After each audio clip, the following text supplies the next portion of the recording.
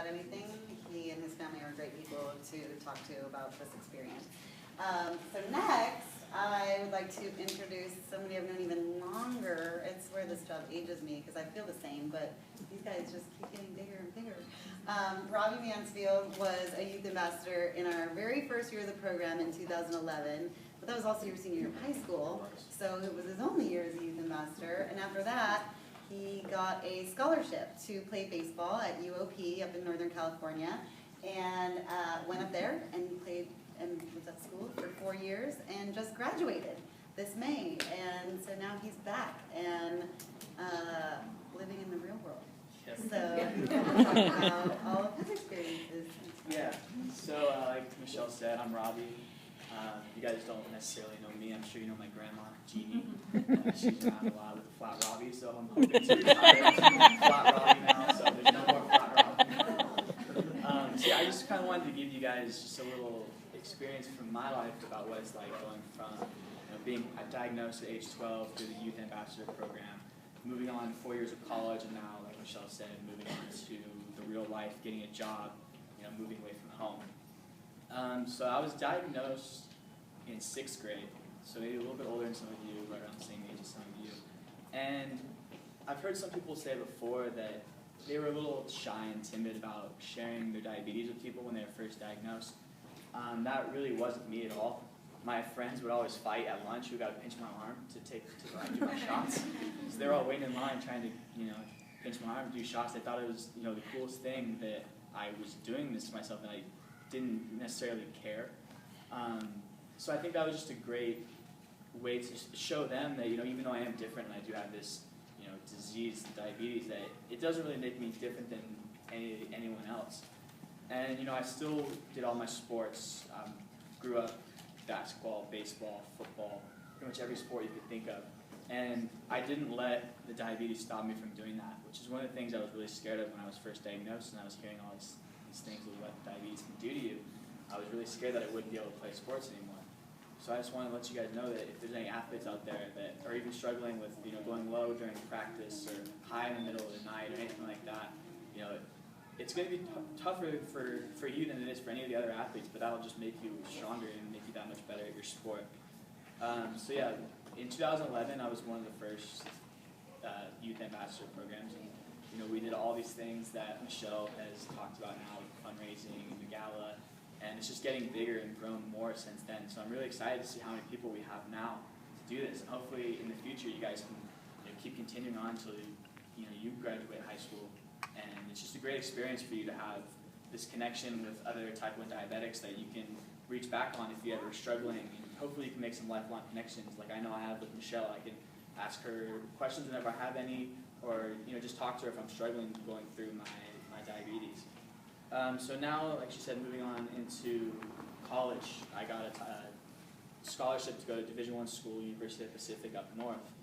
And I know that was really hard on my parents because, especially my mom, who's right there doing the computer, because she would get up in the middle of the night, pretty much every night, even when I was in high school, just to make sure that I wouldn't be going low. She was really scared about that. So for her to, give up control of my diabetes was a big thing for her.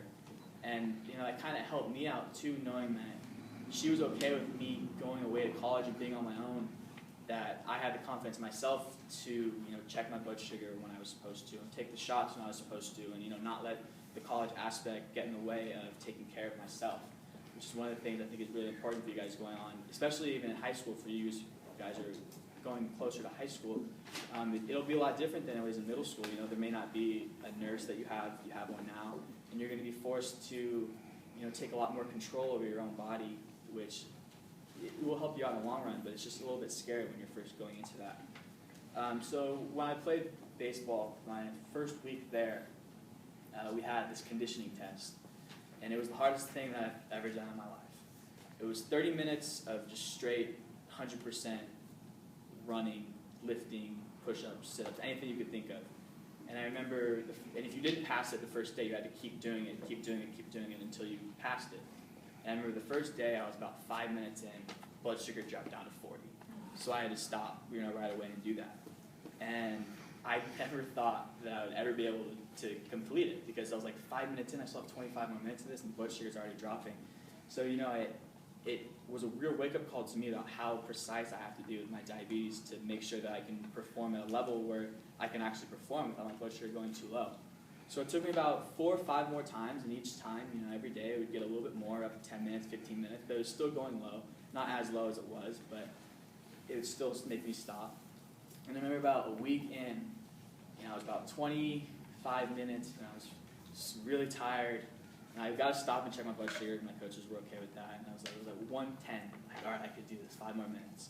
And I had finished my last 50 push-ups, and I did the 50 push-ups, completed the test, and like, that was one of the most awesome moment I've ever had with my diabetes. Just being able to do that through knowing, like, from the beginning, not thinking I'd ever be able to complete this, and then a week later just being able to just be done with it, you know?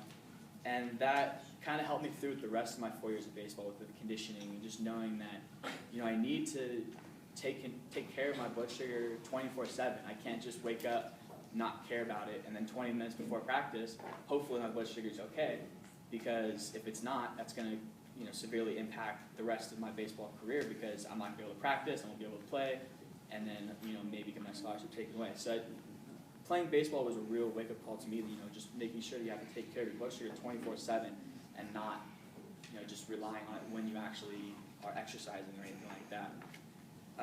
So unfortunately, I didn't get to finish my 4 years, my 4th year playing, because I tore my labrum in my shoulder, and I had surgery, so I didn't get to play my last year. But it was still, you know, a great experience for me to play baseball up there. Another story with baseball too is I actually went to the Dominican Republic for about a month and a half my sophomore year of college. And like I said, my mom, she's always freaking out about me going places on my own.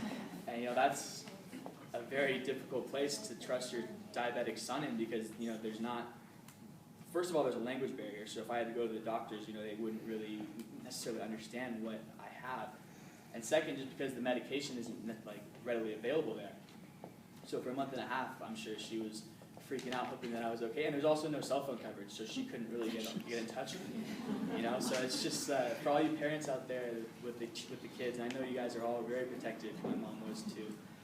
Just, you know, sometimes you have to let your child, like, expand a little bit. I'm sure you guys are good at that right now, but, you know, just letting them do it, and just trusting that everything's gonna be okay with them. So then after I graduated in May, I started working with USC at the Coliseum and Sports Arena doing operations.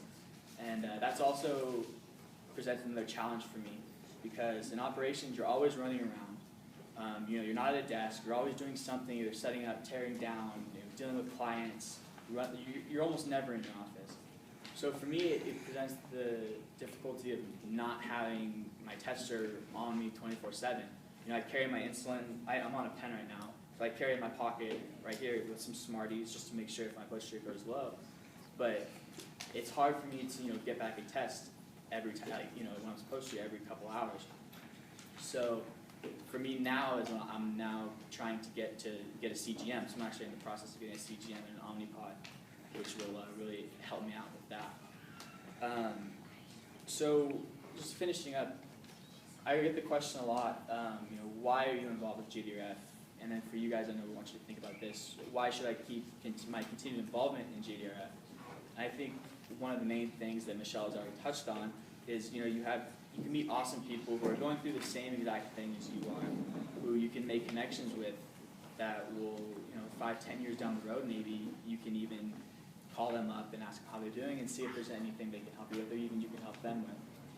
And I think that's what we have in this little community, is no one should be afraid to talk to anyone here, and just, you know, share ideas. And if your blood sugar is going low in the middle of the night, you know, ask somebody else why is it doing this, and maybe they can have some of their experiences help you, so that, you know, you can get your blood sugar in check. Another reason is, you know, just so we can find a cure, so other kids your age don't have to deal with what we're dealing with. You know, it takes a special type of person to be a successful T1D, and, you know, you hear the stories of a lot of people who grow up and they just stop taking care of their diabetes, and we don't want that to happen. You know, if we could find a cure and just end this for good, not only does it make life easier for us here who already have it, but also would completely eliminate it for those in the future who don't even have it yet. And then the third reason is do it for your parents. And it sounds a little bit weird to say that, but I know for me, I've had it for 10 years, and sometimes you just kind of, you get over it, you know, you think, oh no, why am I doing this? I have to go to this again. But when it comes, what's always helped me is looking at my grandma and my mom and how much effort and time they put in when they don't even have the disease. And for me to think like, wow, they can do that just for me. And, you know, waking up at 3 in the morning and testing my blood sugar, or, you know, giving myself shots, helping me count my carbs, doing all of that, paying for the prescriptions, anything that you can think of that your parents have done for you, it just makes it a lot easier for you to keep pushing on. Even though you know you're already dealing with the disease and maybe you just kind of, you don't want to test your blood sugar before this meal, or you don't want to take your shot in front of your friends or anything like that. I think that if you just think, you know, a little bit about what your parents have done too. And if you guys can all think back to the day you were first diagnosed, just imagine how hard it was for you. I guarantee you it was 10 times harder for your parents than it was for you as a kid. And they probably didn't show it. They may have cried a little bit with you, or they may have shown a little bit, but I guarantee you deep down that it was just as hard, if not harder for them than it was for you. So if you guys can just remember that when you're struggling with anything, then that'd be great. So, yeah, back to Michelle.